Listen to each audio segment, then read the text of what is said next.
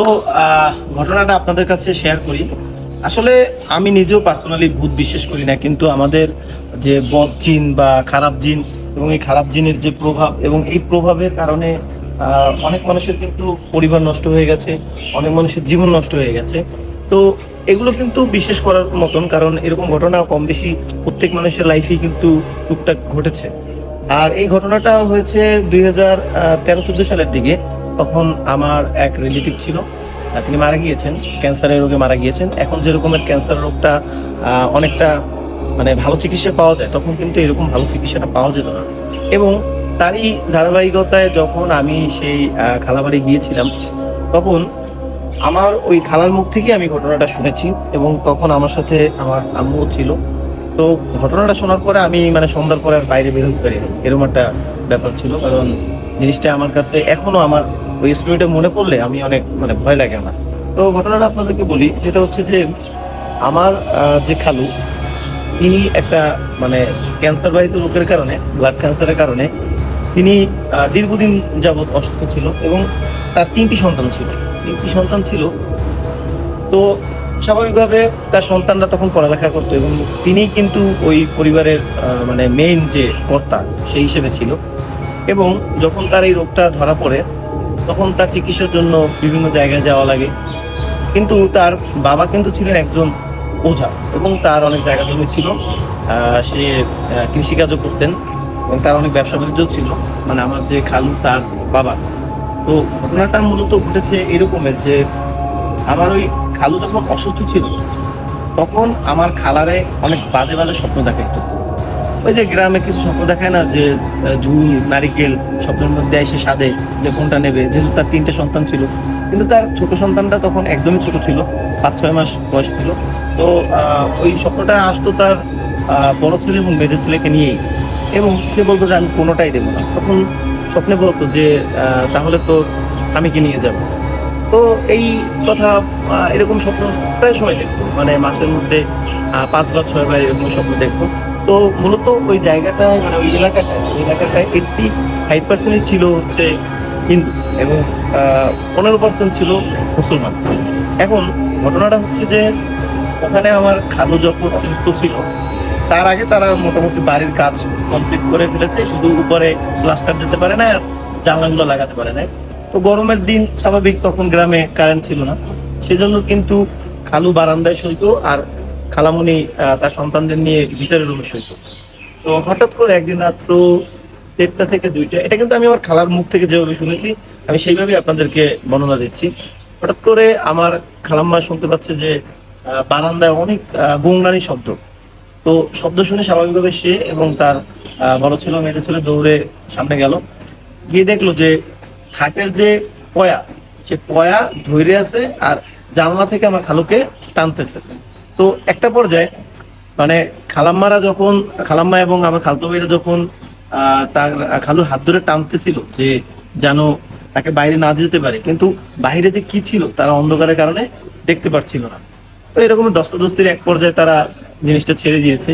এবং এখানে আমি আপনাদেরকে আর একটা ঘটনা বলি। এই ঘটনা হওয়ার পরে তাৎক্ষণিকভাবে খালামুনিরা হুজুরের সাথে কথা বললো এবং তারা এসে দোয়া কালাম পরে বিভিন্ন জায়গায় বান টান দিয়ে গেছিল।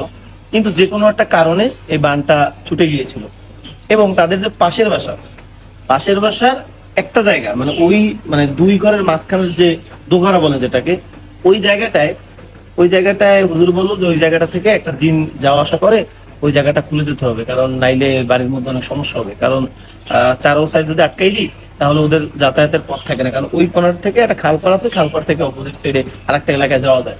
তো ওই জিনগুলো নাকি ওই জায়গাটা থেকে যাওয়া আসা করে। তো হুজুরের কথা মতো খালামে বললো ঠিক আছে ওইটা সাইডে দেন।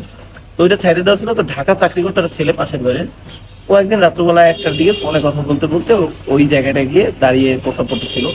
তো হঠাৎ করে মানে জোরে একটা শব্দ আসছে। তো সবাই বের হয়েছে, আর খুঁজে পাচ্ছে না, কেউ ছেলেটাকে খুঁজে পাচ্ছে না।